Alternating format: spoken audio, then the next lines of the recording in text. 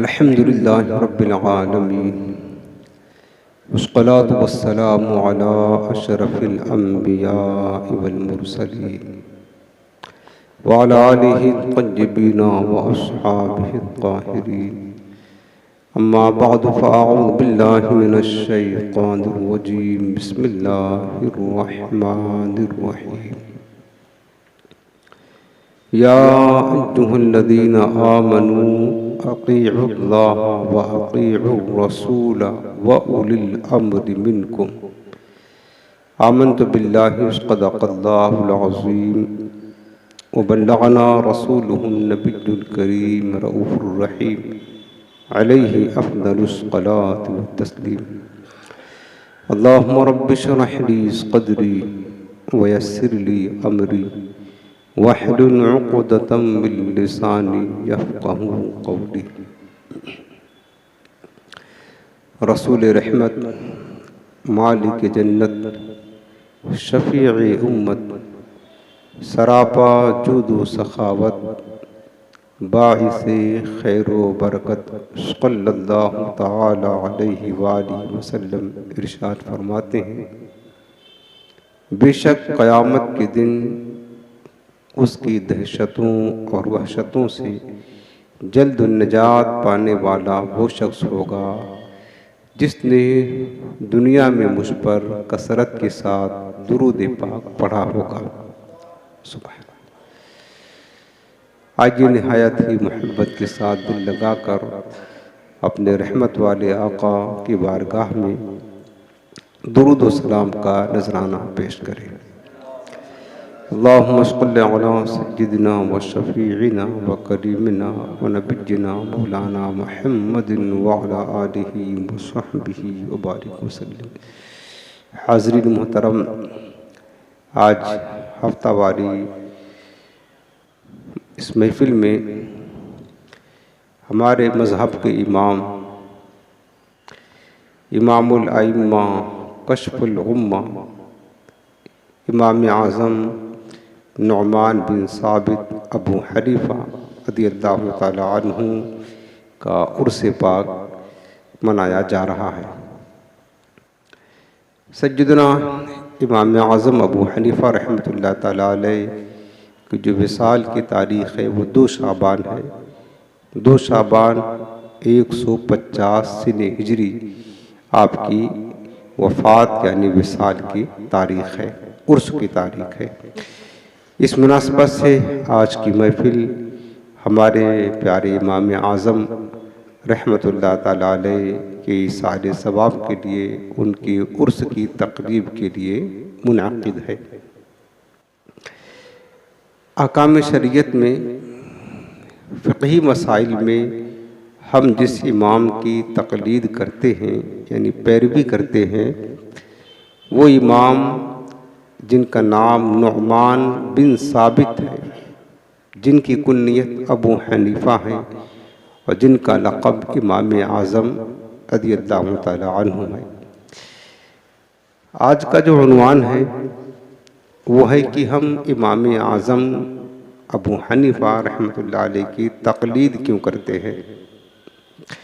चूँकि हम मुक़ल्लिद हैं, अभी मैं आपको समझाता हूँ कि तक़लीद क्या है, मुक़ल्लिद किसे कहते हैं। चूँकि आज बहुत सारे बदमज़हबों की तरफ से ये सवाल वारिद होते हैं, एतराज़ होता है कि हम दीन के मामले में कुरान व सुन्नत यानी जब कुरान व हदीस हमारे पास है तो किसी इमाम की पैरवी करने की, तक़लीद करने की ज़रूरत नहीं है। ख़ासकर गैर मुक़ल्लिदीन बनाम अहले हदीस फ़िरक़ा इस बात का दावा करते हैं। हत्ता कि जो लोग तक़लीद करते हैं उनको मुशरिक और बिदाती ना जाने क्या क्या कह डालते हैं। आज हम आपको ये समझाना चाहते हैं कि शरीयत के हकाम में हम इमाम आज़म अबू हनीफ़ा रहमतुल्लाह ताला अलैह की पैरवी क्यों करते हैं, तक़लीद क्यों करते हैं और तक़लीद करना कितना ज़रूरी है। बग़ैर इसके हम शरीयत के किसी भी हुक्म पर अमल नहीं कर सकते। समझ रहे? कुरान अज़ीम सूरतुन निसा की आयत करीमा है अल्लाह रब्बुल आलमीन ने फरमाया कि या अय्युहल्लज़ीना आमनू अतीउल्लाह, कुरान पढ़ रहा हूँ, फरमाया कि ऐ ईमान वालो अल्लाह की इताअत करो। इताअत माने होता हुक्म मानो। व अतीउर रसूल, और रसूल की इताअत करो। अल्लाह ताला की इताअत क्या है? कुरान अजीम पर अमल करना, अल्लाह का कलाम कुरान है। रसूल की इताअत क्या है? कि हदीस रसूल पर अमल करना। फरमाया कि या अय्युहल्लज़ीना आमनू, ऐ ईमान वालो अतीउल्लाह व अतीउर रसूल, अल्लाह की इताअत करो और रसूल की इताअत करो। फिर आगे फरमाया व उलिल अम्र मिनकुम, और तुम में से जो हुक्म वाले हैं उनकी इताअत करो। ये समझने की बात, ये कुरान पढ़ रहा हूँ। सिर्फ अल्लाह और उसके रसूल की इताअत पर इक्तिफा नहीं किया कुरान ने। क्या फरमाया? अल्लाह की इताअत करो, रसूल की इताअत करो। तो कुरान पर अमल अल्लाह की इताअत हुई, हदीस पाक पर अमल रसूल की इताअत हुई। आगे फरमाया व उलिल अम्र मिनकुम, तुम में जो हुक्म वाले हैं, अम्र वाले हैं, उनकी इताअत करो। अब सवाल ये है कि व उलिल अम्र मिनकुम से मुराद क्या है? किन की इताअत करने का अल्लाह हुक्म दिया? तीन ज़ात हैं जिनकी इताअत का अल्लाह ने हुक्म दिया है। अल्लाह की इताअत करने का, रसूल की इताअत करने का, और फिर क्या है? व उलिल अम्र मिनकुम, तुम में जो हुक्म वाले हैं उनकी इताअत करो, उनकी इताअत करो। तो उलिल अम्र क्या है? आप इस आयत करीमा की तफसीर में पढ़ेंगे तो मुफस्सिरीन ने, बड़े बड़े मुफस्सिरीन ने इस बात को लिखा है, बल्कि कुरान अजीम के सबसे बड़े मुफस्सिर जिन्होंने सबसे पहले कुरान की तफसीर बयान की है, हुजूर की सहाबी हजरत सय्यदना अब्दुल्ला बिन अब्बास रज़ियल्लाहु तआला अन्हु, उनका हवाला पेश कर रहा। वो फरमाते हैं उलिल अम्र से मुराद जिनकी अल्लाह ने इताअत करने का हुक्म दिया है वो उलमा और फुक़हा हैं। दीन के जो आलिम हैं, जो कुरान और सुन्नत में महारत रखते हैं, कुरान और हदीस को अच्छी तरह उसकी गहराइयों तक समझते हैं, उलमा और फुक़हा, अल्लाह ताला ने उलमा और फुक़हा की इताअत करने का हुक्म अता फरमाया है। बाज़ लोग कहते हैं कि नहीं, यहाँ मुराद सुल्तान इस्लाम है, उनकी इताअत करने का हुक्म दिया अल्लाह ने। बादशाह इस्लाम, उनकी इताअत करने का हुक्म दिया है। यानी उलिल अम्र से मुराद, बाज़ कहते हैं सुल्तान इस्लाम है, बादशाह इस्लाम है। चलो मान लेते हैं बादशाह इस्लाम ही मुराद है, तो बादशाह इस्लाम की इताअत किस चीज़ में करेंगे? जाहिर सी बात है हकाम शरीयत में करेंगे। शरीयत के खिलाफ जो बात अगर बादशाह हुक्म देगा उसकी बात तो नहीं मानेंगे, चूँकि ला ताअता लिमखलूकिन फी मासियतिल खालिक, अल्लाह की नाफरमानी में किसी मखलूक की इताअत करना जायज़ नहीं है। बादशाह इस्लाम तो दूर रहे, माँ बाप, उस्ताद, पीर भी अगर अल्लाह उसके रसूल के हुक्म के खिलाफ कोई हुक्म दे, उनकी भी बात मानना जायज़ नहीं है। सबसे पहले चीज़ अल्लाह उसके रसूल का हुक्म है, ये सबसे आगे। अगर बादशाह इस्लाम भी मुराद हो इस आयत करीमा में व उलिल अम्र से सुल्तान इस्लाम मुराद हो, तो जाहिर सी बात है सुल्तान इस्लाम की इताअत किस चीज़ में करेंगे? अहकाम शरीयत में। और बादशाह इस्लाम जो अहकाम शरीयत में उसकी इताअत करेंगे तो वो भी दो जो हुक्म देगा वो उलमा से पूछकर तो हुक्म देगा, उलमा से मालूमात करके हुक्म देगा। तो उलमा से पूछकर जो बादशाह हुक्म देगा उसकी बात मानेंगे, तो इनडायरेक्ट ये उलमा और फुक़हा की इताअत करना हुआ, ना कि बादशाह इस्लाम का। उलमा और फुक़हा ही की इताअत करना हुआ। लेकिन मैंने सबसे बड़े मुफस्सिर का हवाला दिया है, हजरत अब्दुल्ला बिन अब्बास रज़ियल्लाहु अन्हु क्या फरमाते हैं कि अल्लाह ताला ने अपनी इताअत करने का, अपने रसूल की इताअत करने का व उलिल अम्र मिनकुम फरमा करके उलमा जो हुजूर के नाइब हैं और वारिस हैं, इनकी इताअत करने का अल्लाह ने हुक्म अता फरमाया है। अब हमें पता ये चला, अगर सिर्फ कुरान और हदीस काफी होता, उलमा की फुक़हा की कोई जरूरत ना होती, तो अल्लाह रब्बुल आलमीन व उलिल अम्र फरमा कर उलमा की इताअत करने का हुक्म ना अता फरमाता। तो दर हकीकत जो हम तकलीद करते हैं, पैरवी करते हैं इमाम आज़म अबू हनीफा की, तो ये कुरान के हुक्म पर अमल करते हैं। तो हजरत इमाम आज़म तो बहुत बड़े फ़क़ीह हैं, बहुत बड़े आलिम हैं, बल्कि उलमा के उस्ताद हैं इमाम आज़म अबू हनीफा रहमतुल्लाह ताला अलैह। उनकी पैरवी करना, उनकी तकलीद करना दर हकीकत ये क्या है? कुरान अजीम के हुक्म पर अमल करना है। अल्लाह ताला के हुक्म पर अमल करना है। और जो लोग पैरवी नहीं करते, तकलीद नहीं करते, दर हकीकत वो अल्लाह के अहकाम पर अमल भी नहीं करते, कुरान का इनकार करते हैं, कुरान की इस आयत करीमा का इनकार करते हैं। वो कहते हैं कि हमें अल्लाह उसके रसूल काफ़ी है। बेशक हर मुसलमान के लिए अल्लाह उसका रसूल काफ़ी है। वो कहते हैं सिर्फ कुरान और हदीस ही पर अमल करे और किसी पर अमल नहीं किया जाएगा, किसी की बात नहीं मानी जाएगी। सिर्फ कुरान और हदीस हमारे पास है। अगर सिर्फ कुरान और हदीस पर अमल करना है तो बताओ फिर अल्लाह ने व उलिल अम्र फरमा करके जो उलमा और फक़हा की इताअत करने का हुक्म दिया, इसका माना क्या है? ये समझने की बात है मेरे अजीजों। बहुत नादान जाहिल किस्म के लोग हैं जो सिर्फ कहते हैं कुरान और हदीस पर हमारे लिए काफ़ी, किसी आलिम की बात मानने की ज़रूरत नहीं। अब मैं आपको बताता हूँ, इमाम आज़म अबू हनीफा रहमतुल्लाह ताला अलैह कितने बड़े आलिम थे पता है? आपके असाज़ा में सहाबे कराम शामिल हैं, ताबई हैं, 4 इमाम अहकाम शरीयत के, 4 इमाम, इमाम आज़म अबू हनीफा, इमाम शाफ़ई, इमाम अहमद बिन हम्बल और इमाम मालिक रहमतुल्लाह ताला अलैहिम।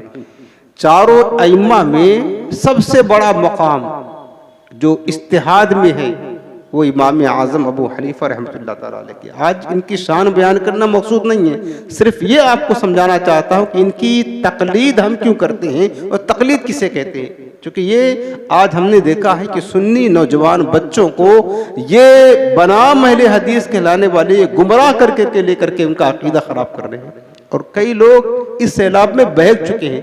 क्योंकि खराबी ये आती है ना कि इन बेचारे सुन्नियों को अपना मजहब के बारे में, अपने दीन के बारे में, अपने ईमान के बारे में कुछ पता नहीं होता है, कुछ मालूमात नहीं होता। और उसके बाद क्या होता है कि जब दूसरा कोई अपना दीन इनके जहन में डालता है और अपने दीन के बारे में, अपने मजहब के बारे में, अपने मसलक के बारे में कुछ मालूमात होती नहीं है, बस कोरा होता है जहन, और कोई दूसरा अपना मजहब इसके अंदर डालता है हमारे जहन में, वो इंसान कबूल कर लेता है और उसी को सही समझने लगता है। अगर अपने मजहब के बारे में मालूमात हो सही तरीके से कि हमारा मजहबी हक है, तो दूसरा लाख कोशिश करेगा अपना दीन डाल ले कि हमारे जहन में, कभी भी हम कबूल नहीं करेंगे, लेकिन होता नहीं इल्म। अब सवाल ये है, हम इमाम आज़म अबू हनीफा की तकलीद क्यों करते हैं? सबसे पहले एक बात, एक रिवायत में आपको पढ़ के सुना देना चाहता हूँ ताकि आपको पता चले कि इमाम आज़म का मकाम क्या है, उनकी तकलीद क्यों करते हैं। हज़रत इमाम आज़म अबू हनीफा रहमतुल्लाह ताला अलैह खुद फरमाते हैं कि मैं 16 साल की उम्र का था, 16 साल की, और जिस दौर में आप थे कूफा में पैदा हुए, बगदाद में आपका विसाल हुआ, उस दौर में कसरत के साथ हुजूर की सहाबा मौजूद थे। तकरीबन आपने 17 या 21 सहाबा तक की ज़ियारत की है और उनसे हदीस पाक खुद सुना है। इमाम आज़म रहमतुल्लाह अलैह फरमाते हैं कि 16 बरस की उम्र में मैं अपने वालिद के साथ हज बैतुल्लाह के लिए गया और आपने अपनी ज़िंदगी में 55 मरतबा हज किया हुआ है। प्यारे सुभान अल्लाह, कितना मोहब्बत थी हज करने में, कितना लुत्फ़ था उनको, 55 मरतबा हज किया है। 16 बरस की उम्र में फरमाते मैं अपने वालिद के साथ हज बैतुल्लाह शरीफ के लिए गया। जब मैं बैतुल हराम के अंदर दाखिल हुआ, हरम शरीफ में, तो क्या देखा कि एक हल्का लगा हुआ है, एक मुहद्दिस है जो दर्स हदीस दे रहे हैं और बहुत एक जम्मे गफीर है, लोग उनके सामने बैठ करके हदीस रसूल का दर्स सुन रहे थे। सुभान अल्लाह। तो इमाम आज़म फरमाते हैं कि मैंने अपने वालिद से पूछा कि हल्क़त मन हाज़िही, ये जो हल्का लगा है इल्म का, हदीस का, दर्स का, ये किसका हल्का है? तो फरमाते कि मेरे वालिद ने फरमाया कि ये जो हल्क़े दर्स है ये हुजूर के सहाबी हज़रत अब्दुल्ला बिन हारिस का हल्क़े दर्स है। किसका नाम? हज़रत अब्दुल्ला बिन हारिस, हुजूर के सहाबी, और वो दर्स हदीस दे रहे, इन हुजूर की हदीस से पढ़कर लोगों को सुना रहे हैं। इमाम आज़म फरमाते हैं कि मैंने जब ये सुना तो करीब जाकर के बैठ गया, और करीब जाकर के बैठ गया। फिर फरमाते कि मैंने हुजूर अलैहिस्सलाम के सहाबी से उनकी ज़ियारत भी किया और उनसे हदीस पाक भी सुना। कुर्बान जाए वो आंखें मेरे अजीजों जिन्होंने हुजूर खुद का दीदार किया है, हुजूर का दीदार किया, वो सहाबी बने। और इमाम आज़म की ज़ात पर कुर्बान जाए जिन्होंने सहाबी का दीदार किया, ये ताबई बने। और सहाबी का दीदार किया, वो आंखें कितनी मुबारक है, सहाबी का दीदार किया। तो इमाम आज़म फरमाते हैं कि मैंने सुना, समिअतहु यक़ूल, मैंने हजरत अब्दुल्ला बिन हारिस को फरमाते हुए सुना, वो कह रहे थे कि क़ाला रसूलुल्लाह सल्लल्लाहु अलैहि वसल्लम, अल्लाह के रसूल अलैहि सलाम ने इरशाद फरमाया, मन तफ़क़्क़ह फ़िद्दीन, जो दीन की समझ हासिल करने लगता है, यानी दीन का इल्म हासिल करता है, कफ़ाहुल्लाहु मुहिम्मा, अल्लाह उसके सारे काम बना देता है, वरज़क़हु मिन हैथु ला यहतसिब, और अल्लाह उसको वहां से रोज़ी अता फरमाता है जहां उसका गुमान भी नहीं होता है। सुभान अल्लाह। ये हदीस पाक हुजूर ने बयान फरमाई थी और हजरत अब्दुल्ला बिन हारिस इस हदीस को बयान कर रहे थे और इमाम आज़म ने उनकी ज़बान से, अपने कानों से इस हदीस रसूल को सुना है। जो दीन का इल्म हासिल करने लगता है, अल्लाह उसको उसके मकासिद में कामयाबी अता फरमा देता है और उसको वहां से रोज़ी अता फरमाता है जहां उसका गुमान भी नहीं होता है। ये इमाम आज़म का मकाम है जो बराह रास्त सहाबी रसूल के साथ बैठ करके जो है हुजूर की हदीस पाक सुना करते थे। और इमाम आज़म अबू हनीफा फ़िक़्ह में कितना आला मुकाम था, कितना आला मुकाम था। इमाम शाफ़ी रहमतुल्लाह अलैह वो फरमाया करते थे कि इमाम आज़म अबू हनीफा ये इल्म फ़िक़्ह में हमारे बाप हैं और हम सब इनकी औलाद हैं। अगर इमाम आज़म ना होते तो फ़िक़्ह का इल्म किसी को मुयस्सर ना होता, कोई न समझ पाता। अब आप सोचते हो कि मैं बार बार फ़िक़्ह इस्तेमाल कर रहा हूँ, फ़िक़्ह क्या चीज़ है वो मैं आपको समझाना चाहता हूँ। फ़िक़्ह क्या चीज़ है वो समझाना चाहता हूँ।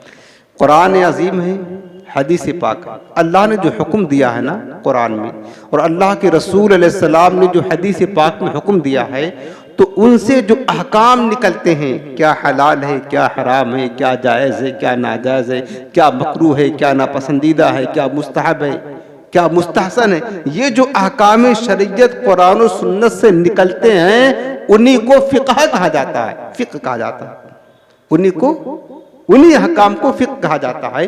और इन अहकाम के जानने वाले को फ़क़ीह कहा जाता है। फ़क़ीह कहते हैं आलिम को, जो कुरान और सुन्नत में मज़कूर है मसाइल शरिया, अहकाम शरिया, उनको जानने वाले को फ़क़ीह कहा जाता है। इमाम आज़म अबू हनीफा रहमतुल्लाह ताला अलैह वो मुहद्दिस भी हैं, कई लाख हदीसें आपको ज़बानी याद थी इमाम आज़म को, समझ रहे। देखो आपने देखा होगा कि एक बच्चा कुरान अज़ीम हिफ्ज़ करता है, कुरान अज़ीम, कुरान के जो अरबी इबारत है आयत कुरानिया उसको हिफ्ज़ कर लेता है, ज़बानी याद कर लेता है। लेकिन अगर उसको पूछो कि बताओ ये जो आपने आयत पढ़ी है इसका माना क्या है, उसका तर्जमा क्या है, इसका मतलब क्या है, तो क्या वो बच्चा जो सिर्फ हाफिजा किया है वो कुरान अज़ीम का तर्जमा बता सकता है, उसका मतलब बता सकता है, उसकी तफसीर वो नहीं मालूम। तो जो सिर्फ कुरान अज़ीम की आयत को याद करता है ना, याद करता है, उसको कहते हैं हाफिज कुरान। और जो कुरान अज़ीम को समझता भी है, कुरान अज़ीम को ये आयत है, इस आयत का तर्जमा क्या है, इसका मतलब क्या है, इसकी तफसीर क्या है, उसको कहते हैं मुफस्सिर। कुरान की तफसीर करने वाला, कुरान को समझने वाला, कुरान को जानने वाला, उसको मुफस्सिर कहते हैं। इसी तरह हदीस पाक आप देख ले कि जो हुजूर की हदीसें रिवायत करते हैं, यानी सरकार ने जो फरमाया है उसको पढ़ करके सुना दिया, उसको आगे लोगों तक पहुंचा दिया। और जिनके पास हदीसों का ज़ख़ीरा है, कई कई लाख हदीसें याद हैं और उसको लोगों तक पहुंचाते हैं, उनको कहते हैं मुहद्दिस।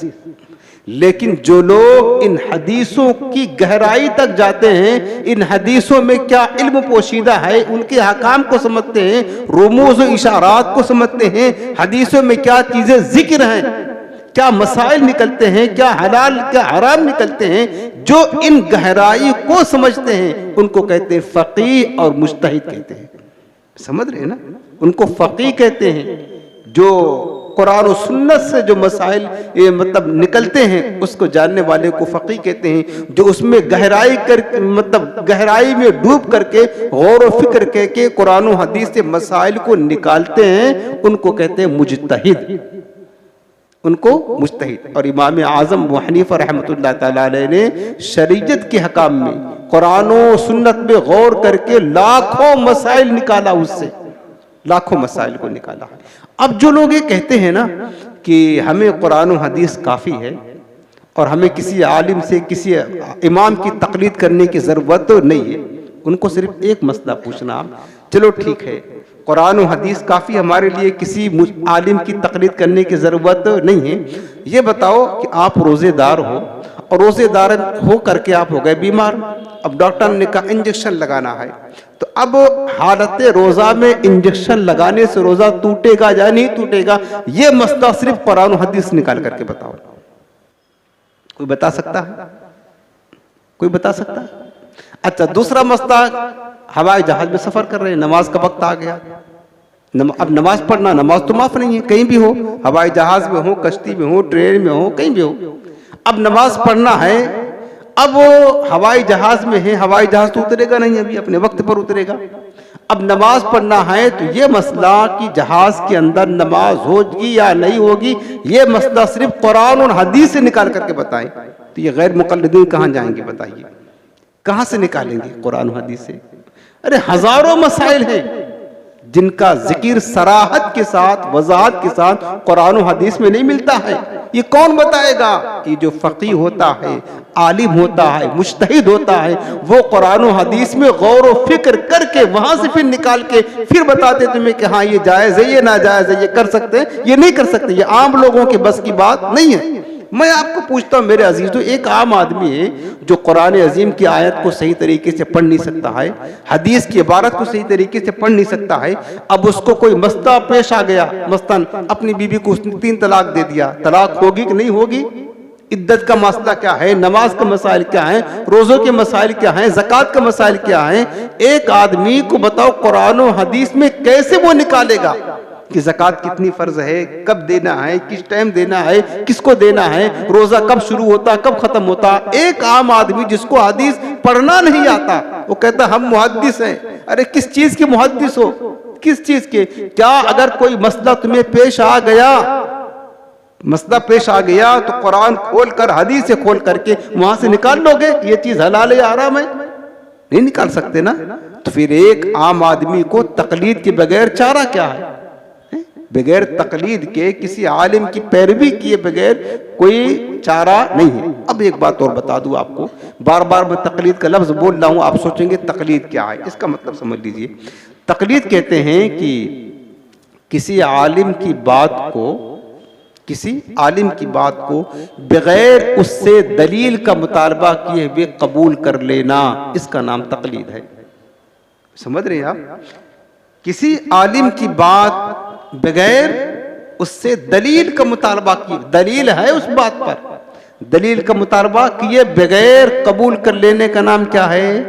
तकलीद है। एक मिसाल बता रहा हूं आपको, मसलन आपने हमसे कोई मसला पूछा, सवाल जवाब का सिलसिला होता, आप पूछते हैं हजरत ये क्या है, हम आपको बता देते हैं कि ये है। आप दलील का मुतालबा नहीं करते कि कहाँ लिखा ये दिखाओ, और अवाम का काम भी नहीं है कि दलील का मुतालबा करे। अवाम को इस बात की इजाजत नहीं है।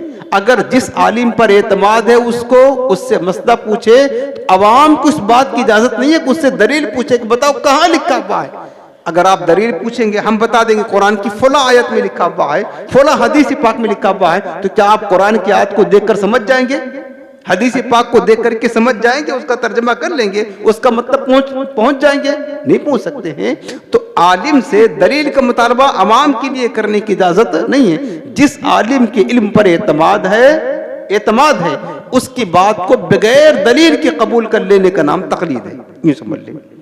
अब वो देखो, हम आपको जो मसला बताते हैं ये अपनी तरफ से नहीं बताते, हम दर हकीकत, हम भी आप भी सब इमाम आजम के मुक़ल्लिद हैं, इमाम आजम के मुक़ल्लिद हैं। इमाम आजम ने जो उसूल बनाया है, जो शरीयत के हकाम बताए हैं, हम सिर्फ नकल करते हैं, वही बातें, वही मसाइल आप तक पहुंचाते हैं। तो आप मेरी बात नहीं मार रहे हैं, दर हकीकत इमाम आजम अबू हनीफा की बात मार रहे हैं। इमाम आजम अबू हनीफा रहमतुल्लाह ताला अलैह ने कुरान और हदीस में गौर व फिक्र किया, और गौर व फिक्र करने के बाद लाखों मसाइल कुरान और हदीस से निकाल कर उम्मत के सामने पेश किया है, ताकि आम मुसलमान उस पर अमल कर सके। क्योंकि आम मुसलमानों के अंदर ये ताकत नहीं है मेरे अजीजों कि कुरान और हदीस से बजाते खुद उसमें गौर व फिक्र करके मसाइल निकाल कर उस पर अमल कर सके। ये आवाम की बस की बात नहीं है। तो हुजूर के तमाम सहाबा, उनको भी ये सलाहियत नहीं थी। हुजूर सलाम के सहाबा 1 लाख कम बेश 44,000 या 24,000 है। हजारों की तादाद में सहाबा किराम की, लेकिन उलमा ने लिखा है हुजूर के सहाबा में से सिर्फ 149 सहाबा ऐसे थे जो असहाबे फतवा थे, यानी जो फतवा दिया करते थे। बाकी जो सहाबा थे वो उनसे पूछ करके उन पर अमल किया करते थे। सहाबे किराम के दौर में भी तकलीद का सबूत था, शाफई हनफी मालिकी नहीं था, क्योंकि उस वक्त इनका वजूद नहीं हुआ था। लेकिन सहाबा भी जो अहले फतवा थे, जो मुस्तहिद थे, जो फकीह थे, दीन के आलिम थे, जैसे हजरत उमर फारूक आजम, हजरत मौला काना शेर खुदा, हजरत अब्दुल्ला बिन उमर, अब्दुल्ला बिन मसऊद, हजरत अब्दुल्ला बिन अब्बास, ये जो फुकहा सहाबा थे, उलमा सहाबा थे, जिनको कुरान और हदीस पर उबूर था, महारत तअम्मा हासिल थी, ये सहाबे कराम कुरान और हदीस से मस्ता निकालते। दूसरे जो सहाबा थे जो कुरान और हदीस पर खास महारत नहीं रखा करते थे, वो सहाबे कराम इनसे पूछ करके इनके फतवा पर अमल किया करते थे। यही तकलीद है। बल्कि हजरत उमर फारूक आजम रज़ियल्लाहु ताला अन्हु ने तो ये बाकायदा तकसीम कारी कर दी थी। अगर तुम्हें क़िराअत का मसला पूछना है तो कुरान अजीम मौजूद है, उसमें तुम्हें देखने की जरूरत नहीं है, तो चूंकि तुम वहां तक उसकी गहराई तक नहीं पहुंच सकते हो, तो हजरत उमर ने क्या फरमाया, अगर क़िराअत का मसला मालूम करना है हजरत उबय बिन काब कारी से जाकर के पूछ लिया करो। विरासत का मसला अगर मालूम करना है, विरासत के अहकाम क्या है, तो ज़ैद बिन साबित के पास जाकर के, हजरत ज़ैद बिन साबित के पास जाकर के पूछ लिया करो। फिक़ह का मसला मालूम करना है, अब्दुल्ला बिन मसऊद के पास जाकर के पूछ लिया करो।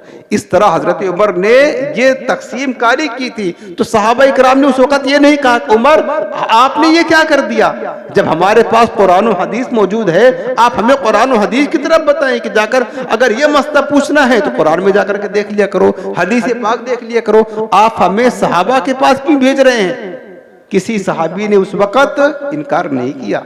तकलीद का सबूत और तगल्लुक उस दौर से चला रहा मेरे अजीजों, क्योंकि आम लोगों को जिनकी नजर कुरान और हदीस की गहराई पर नहीं है, जो कुरान और हदीस को नहीं समझ सकते, वो अपनी जिंदगी शरीयत के मुताबिक गुजारने के लिए, अहकाम शरीयत पर अमल करने के लिए तकलीद के सिवा कोई रास्ता नहीं है, कोई रास्ता नहीं है। हम इमाम आजम अबू हनीफा की तकलीद क्यों करते हैं?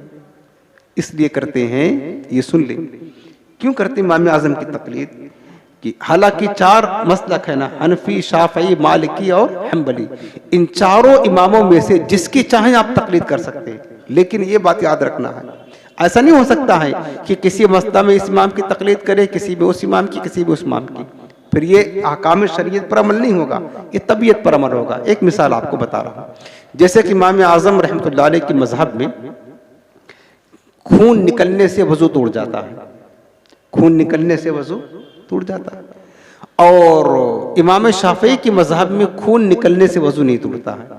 ठीक है ना? जो शाफई मस्तक होगा, अगर वजू है उसका, खून निकल गया तो भी बावजू रहेगा, नमाज पढ़ सकता। लेकिन जो हनफी मसलक है, जैसे हम लोग हैं, अगर वजू है हमारा, खून निकल जाएगा तो वजू टूट जाएगा। अब एक शख्स है जो सब मजहब पर अमल करना चाहता है, कभी इनकी कभी इनकी कभी इनकी, वो क्या करेगा कि वो कहेगा कि ठीक वजू बना हुआ है, खून निकल गया, हम क्या कहते हैं कि शाफी मस्त पर अमल करते हुए वजू नहीं करेंगे, हमारा वजू बाकी रहेगा, नहीं टूटेगा। उसके बाद एक मसला और है कि अगर कोई बंदा बावजू है, इमाम शाफी के मस्तक में है कि किसी औरत को छू लेगा उसका वजू टूट जाएगा, औरत को छूने से वजू टूट जाएगा। हनफी मस्तक में यह है कि औरत को छूने से वजू नहीं टूटेगा। अब यहाँ पर एक बंदा बावजू है, उसने सोचा बावजू किसी औरत को छू लिया, उसने किसी औरत को छू लिया, अब सोचेगा इमाम शाफी के मसले में तो वजू बनाना पड़ेगा, लिहाजा वजू बनाए बगैर हम चलो हनफी मसलक पर अमल कर लेते हैं कि इमाम आजम अबू हनीफा के मजहब में वो औरत को छूने से वजू टूटता नहीं है।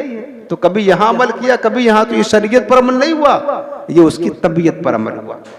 उसका जी जहाँ चाहा, आसानी जहाँ चाही, वहां वो चला गया, वहां वो चला गया। इसी वजह से किसी एक इमाम की पैरवी करना, एक इमाम की तकलीद करना ये जरूरी है।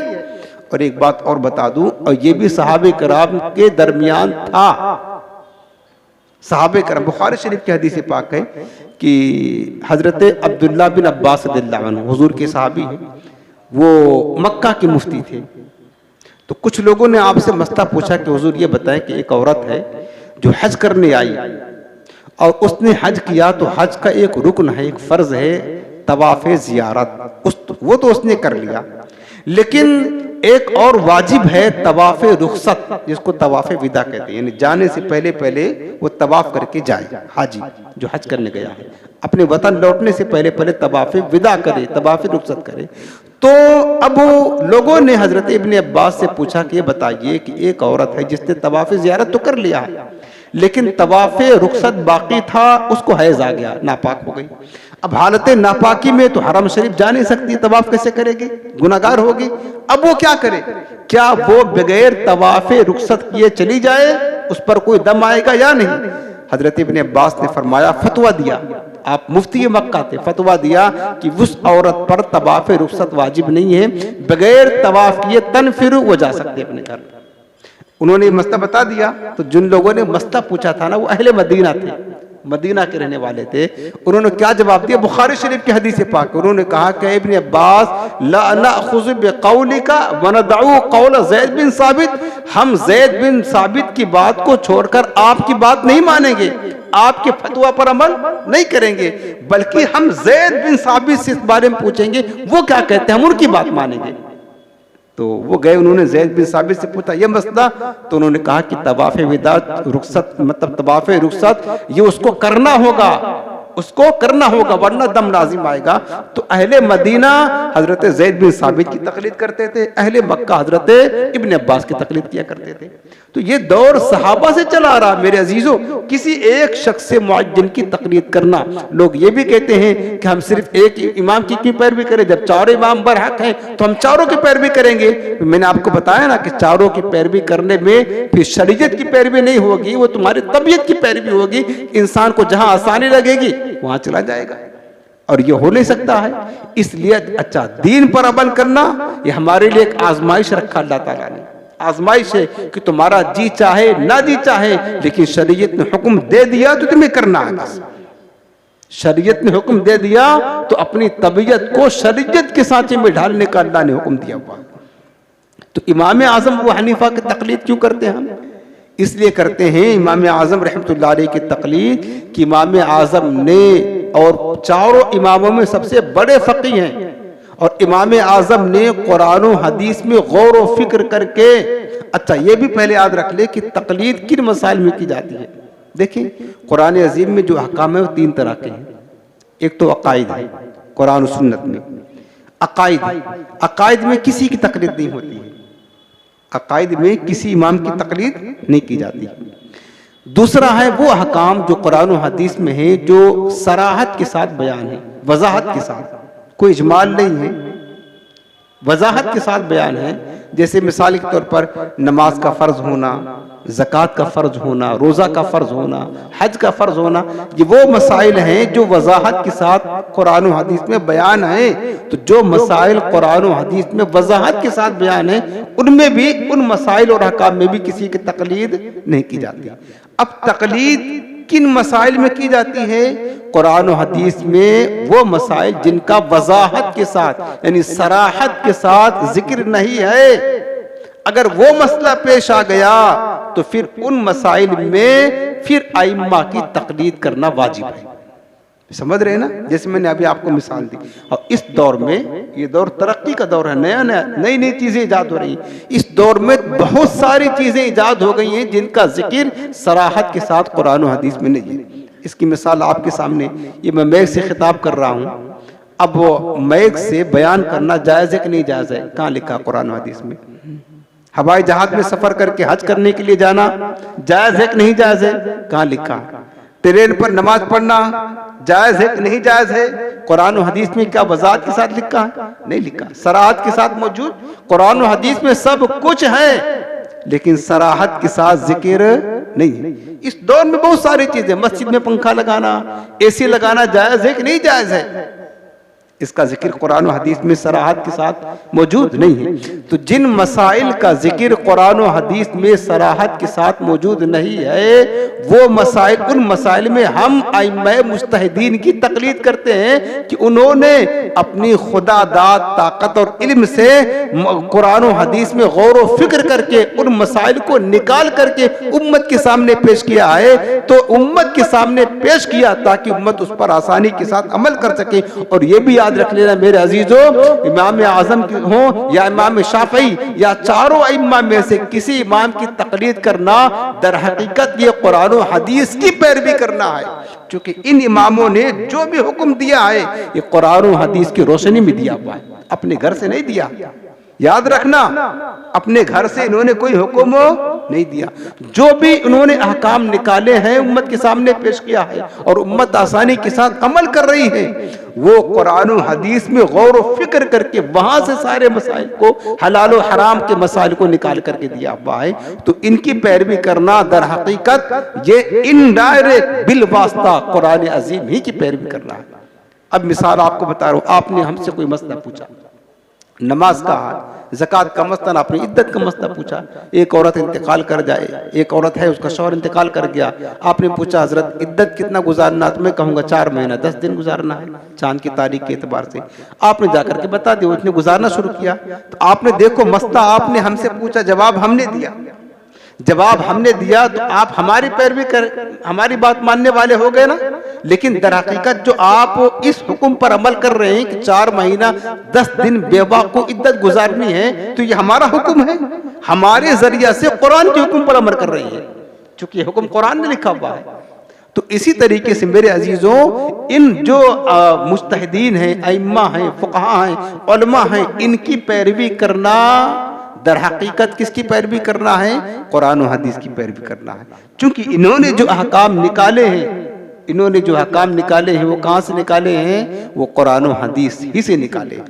और जो इनकी पैरवी नहीं करता, कहता कि हम नहीं करते इनकी पैरवी, भाई हमारे पास कुरान और हदीस काफ़ी है, बस उसी पर अमल करते हैं। आप उससे कोई मसला पूछ लें, कोई मसला पूछ लें जो इस दौर में मसाइल पैदा हुए जिनका जिक्र कुरान और हदीस में नहीं है। वही मैंने बताया, इंजेक्शन लगाने से रोजा टूटेगा कि नहीं, ये मसाइल पूछ ले कि मस्जिद में पंखा लगाना जायज है कि नहीं जायज है। अल्लाह का घर है, एसी लगाकर बैठो अपने अपने घर में, अपने अपने मस्जिदों में, और मीनारे बनाकर बैठो, ये दिखाओ कुरान और हदीस में कहाँ लिखा हुआ है। तो कहां से ढूंढेगा आप, ये तो बताएं। वो भी किसी आलिम से पूछेगा, अपने वो गैर मुकल्लिद अहले हदीस बनाम किसी आलिम से पूछेगा, वो आलिम उसको जवाब देगा, तो वो भी तो अपने आलिम की पैरवी कर रहा है, तकलीद कर रहा है, कहां कुरान हदीस पर अमल कर रहा है। ये सिर्फ लोगों को बेवकूफ बनाने के लिए, धांधी के लिए सब बातें हैं। डायरेक्ट कुरान हदीस पर आवाम अमल कर ही नहीं सकती है, क्योंकि डायरेक्ट अमल करने का मतलब क्या है कि डायरेक्ट कुरान खोला, बस उसमें देख लिया मसला, अमल करना शुरू कर दिया। डायरेक्ट हदीस पाक खोला, उसमें देख लिया मसला, अमल करना शुरू कर दिया। और ये अवाम की बस की बात नहीं है। जिनको कुरान नहीं पढ़ना आता है, हदीस का मतन पढ़ना नहीं आता है, मेरे प्यारे, वो भला कुरान और हदीस समझ नहीं सकते, कैसे निकाल सकते मसाइल। वो भी अपने किसी न किसी आलिम से, अगर उनको जरूरत होती है, वो भी किसी आलिम से पूछकर उनकी बात पर अमल करके वो जाकर के मतलब अमल करते हैं।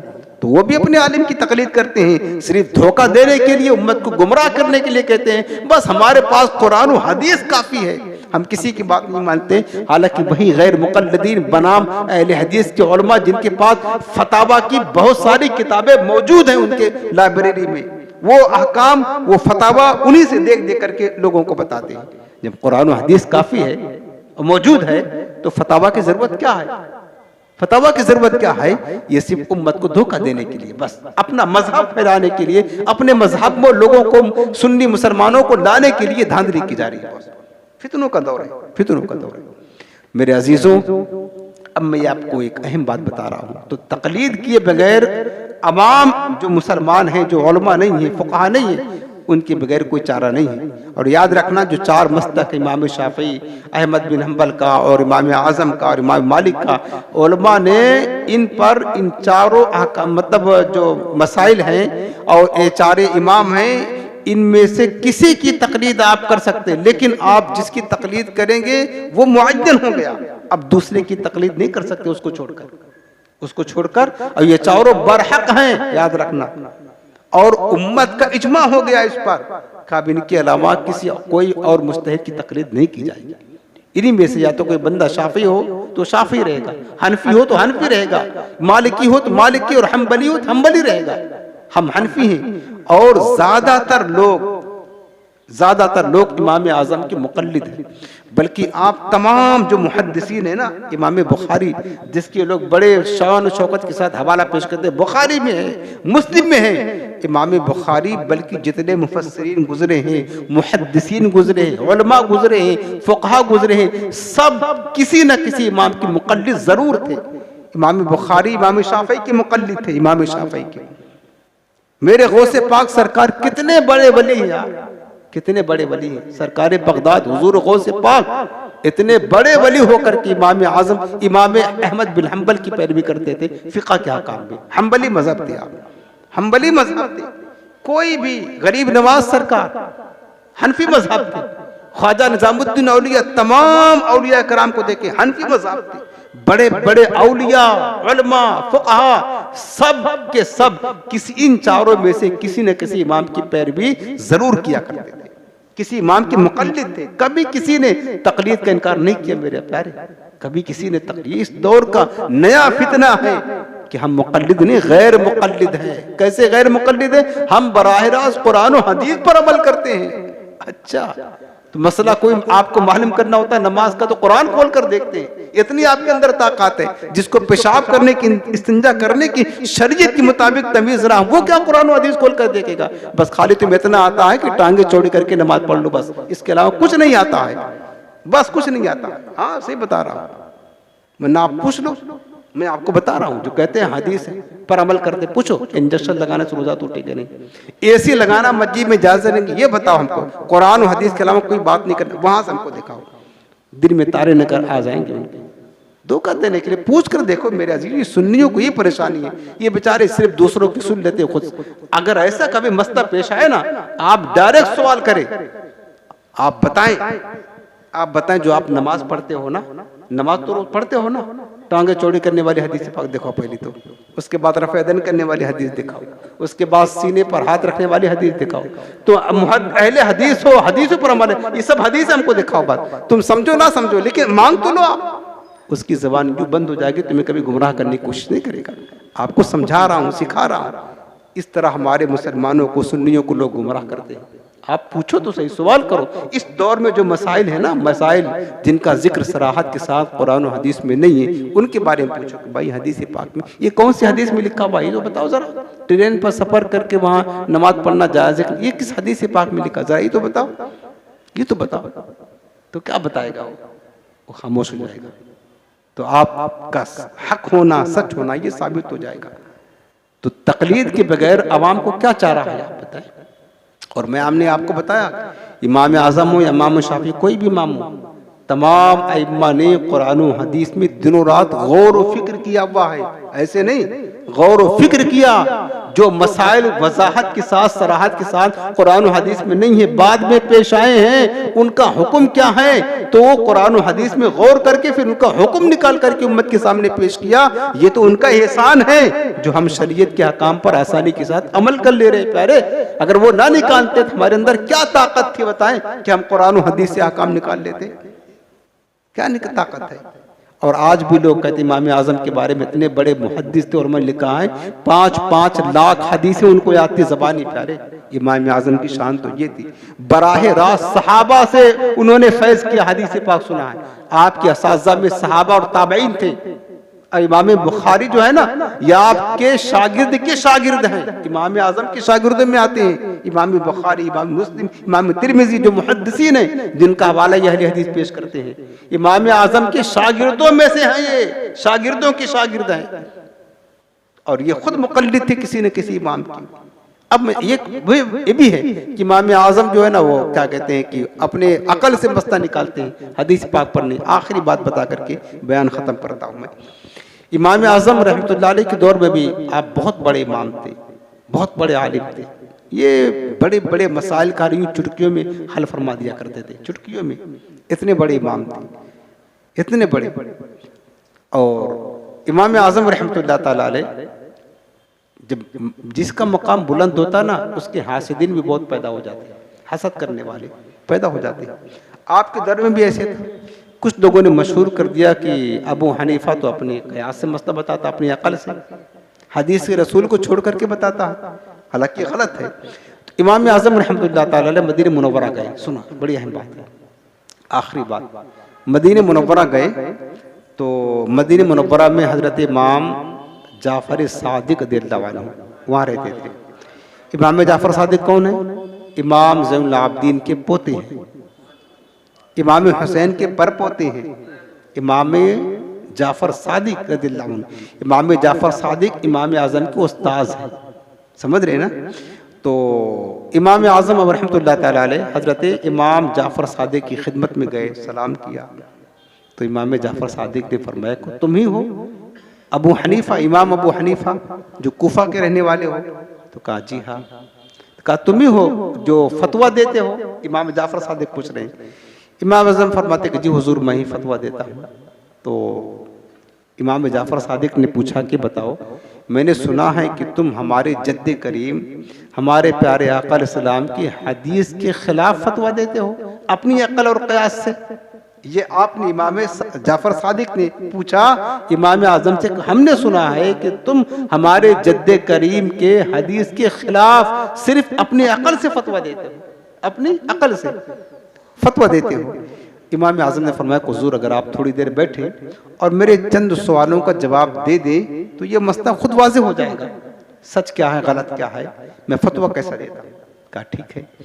इमाम आज़म ने सवाल किया, हज़रत ये बताएं, पहला सवाल किया, हज़रत ये बताएं कि नमाज अफजल है या रोज़ा अफजल है? नमाज अफजल है या रोज़ा अफजल है? इमाम जाफ़र सादिक ने फरमाया कि यकीनन नमाज अफजल है रोज़ा से, क्योंकि नमाज अफजलुल इबादत है ना, नमाज से बड़ी कोई इबादत नहीं है, सबसे अफजल नमाज है। तो इमाम जाफ़र सादिक ने फरमाया कि नमाज ही अफजल है। कहा अच्छा, नमाज जब अफजल है रोज़ा की बनिस्बत तो औरतों का जो अय्याम हैज़ आता है, पीरियड नापाकी के अय्याम आता है, उसमें हुक्म यह है हदीस पाक में कि औरत के नापाकी के अय्याम में नमाज भी नहीं पढ़ती है और रोज़ा भी नहीं रखती है। नमाज भी पढ़ने का हुक्म नहीं और रोज़ा भी रखने का हुक्म नहीं है, लेकिन पाक होने के बाद रोज़ा छूटा है जितना उसकी कज़ा करेगी, नमाज जितनी छूटी है नमाज की कज़ा नहीं करेगी। ये हुक्म शरीयत है। नापाकी के अय्याम में औरतों की जितनी नमाजें कज़ा हुई हैं, शरीयत ने हुक्म नहीं दिया हदीस पाक में कुछ की कज़ा करे, वो तो माफ़ हो गई, लेकिन रोज़ा जितना छूटा है उसकी कज़ा करने का औरतों को हुक्म है। इमाम आज़म फरमाते हैं हुजूर ये बताएं कि औरतों का हालत नापाकी में नमाज भी नहीं पढ़ती हैं, रोज़ा भी नहीं रखती हैं, लेकिन नापाकी के आने के बाद, साफ होने के बाद औरतों को हुक्म है कि रोज़ा की कज़ा करें, नमाज की कज़ा ना करे। जबकि फरमाया इमाम आज़म ने कि जबकि नमाज अफजल है, नमाज अफजल है, अगर मैं अपने क़यास से फतवा देता तो ये कहता कि औरतें नमाज की कज़ा करे, क्योंकि अफजल चीज की कज़ा करने का हुक्म है, रोजा की कज़ा ना करे, लेकिन मैं अपने क़यास से नहीं बल्कि हुजूर की हदीस के मुताबिक फतवा देता हूँ, वही जो मेरे आका ने फरमाया कि औरतें रोजा की कज़ा करेगी, नमाज की कज़ा नहीं करेगी। जब आपने ये फरमाया इमाम जाफ़र सादिक खुश हो गए। फिर इमाम आज़म ने फरमाया अच्छा ये बताइए हजरत कि औरत कमजोर है या मर्द कमजोर है? कमजोर कौन है? तो इमाम जाफ़र सादिक ने फरमाया कि कमजोर तो औरत ही है, मर्द के मुकाबले में मर्द ताकतवर है, औरत कमजोर है। तो इमाम आज़म ने फरमाया कि हुजूर औरत जब कमजोर है तो शरीयत में है कि विरासत में औरतों का हिस्सा 1 है और मर्दों का हिस्सा 2 है। होना तो ये चाहिए कि जो कमजोर है, अगर मैं अपने क़यास से और हदीस को छोड़ करके फतवा देता तो मुझे फतवा देता कि जो कमजोर है जाहिर सी बात है उसको 2 मिलना चाहिए, ज्यादा मिलना चाहिए, जो ताकतवर है उसको कम मिलना चाहिए। अगर मैं अपनी क़यास से फतवा देता तो ये फतवा देता कि औरतों को 2 हिस्सा मिले और मर्द को 1 हिस्सा मिले, लेकिन नहीं, बल्कि मैं आपके नाना जान के हदीस की रोशनी में फतवा ये देता हूं कि औरतों को 1 हिस्सा मिलेगा और मर्दों को 2 हिस्सा मिलेगा। ये इमाम आज़म बताए, हदीस पर अमल देखे। इमाम जाफ़र सादिक और खुश हो गए। फिर इमाम आज़म ने फरमाया कि हुजूर तीसरा सवाल बता दे, तीसरा मसला। कहा क्या है? पूछा कि आपने कि पेशाब ज्यादा नापाक है या मनी ज्यादा नजिस है? पेशाब या नापाक है या मनी ज्यादा नजिस है? नजासत के एतबार से सख्त कौन है? तो इमाम जाफर सादिक ने फरमाया कि यकीनन पेशाब ज़्यादा नजिस है गिलाजत में, मनी की बनिस्बत पेशाब ज़्यादा नापाक है। तो फरमाया कि देखो पेशाब ज़्यादा नापाक है, शरीयत में क्या है कि पेशाब अगर निकल जाए तो वज़ू करना है, गुस्ल नहीं करना है। मनी अगर निकल जाए तो गुस्ल फ़र्ज है। अगर मैं अपने कयास से हुक्म देता, फतवा देता, तो चूंकि निजासत में पेशाब सख्त है तो हुक्म ये देता कि पेशाब करने के बाद गुस्ल फर्ज हो जाए, मनी निकलने के बाद वजू फर्ज हो। लेकिन मैं ऐसा नहीं करता हूं, बल्कि आपके नाना जान की शरीयत के मुताबिक, हुक्म के मुताबिक फतवा यही देता हूं कि पेशाब करने से वजू वाजिब होता है और मनी निकलने से गुस्ल वाजिब होता है। इमाम जाफर सादिक ने जब ये सुना खड़े हो गए, इमाम आजम की पेशानी को चूम कर सीने से लगाया, कहा वाक़ियतन तुम मेरे नाना जान की शरीयत के मुहाफिज हो, मेरे नाना जान की हदीस के मुताबिक फतवा देते हो। जिन लोगों ने तुम्हारे बारे में कहा है वो झूठ और तोहमत लगाई है। ऐ इमाम आजम अबू हनीफा, मैं तुमसे राजी हूँ। मैंने बताया कि मेरे अजीजों, ये लोगों का झूठ और फरेब है कि इमाम आजम जो है ना, हदीस को छोड़ करके अपनी कयास और अकल से फतवा दिया करते थे। कभी आपने ऐसा नहीं किया। हमेशा इमाम आजम ने कुरान और सुन्नत की रोशनी में फतवा दिया है, और इमाम आजम की तकलीद करना दर हकीकत बिल वास्ता इनडायरेक्ट ये कुरान और हदीस की पैरवी करना है। और बल्कि मैंने आपको शुरू में कुरान पढ़ के सुनाया था, या अय्युहल्लज़ीना आमनू अतीउल्लाह व अतीउर रसूला व उलिल अम्र मिनकुम। ऐ ईमान वालों, अल्लाह की इताअत करो, रसूल की इताअत करो, और तुम में जो हुक्म वाले हैं यानी उलमा और फुक़हा हैं उनकी इताअत करो। इमाम आज़म तो फ़क़ीहों के सरदार हैं, उलमा के सरदार हैं, मुहद्दिस भी हैं, ताबई भी हैं, फ़क़ीह भी हैं, मुज्तहिद भी हैं, बहुत बड़े आलिम भी हैं, बहुत बड़े अल्लाह के वली भी हैं, बहुत सारे मरातिब और मकामात से आप सरफराज हैं। उनकी पैरवी करना अहकाम शरीयत में दर हकीकत कुरान की इस आयत पर अमल करना है। अल्लाह ताला का शुक्र है कि अल्लाह ने हमें ये शरफ दिया। सुन्नियों, हनफियों, मुबारक है को अल्लाह ने तुम्हें ये मौका अता फरमाया है। अल्लाह बस हमें हमेशा इमाम आज़म के मजहब पर अमल करते रहने की, अपनी ज़िंदगी गुजारने की तौफीक अता फरमाए। आमीन बिजाह नबील करीम। आखिर में आपको एक वजीफ़ा अदा कर देता हूँ।